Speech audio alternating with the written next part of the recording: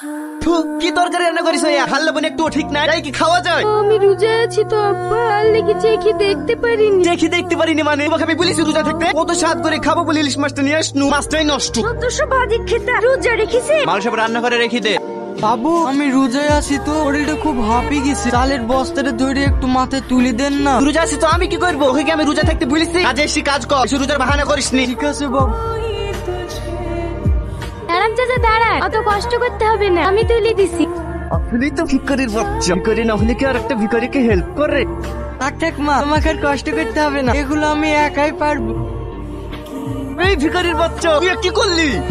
আমার হাত পুচকে পড়ে গেছে বাবু, আমাকে ক্ষমা করে দে। কি ক্ষমা করবে? ভাতা দেবের দাম 500 টাকা, আর মজুরি থেকে তো 400 টাকা কেটে নেবো, 250 টাকা কে দেবে রে? আরে বাবু এরকম করেন না, দয়া করে আমার মজুরির টাকাটা কাটেন না। কিসের টাকা রে? এমনিতে আমার 100 টাকা লস করে দিলি, যা সর।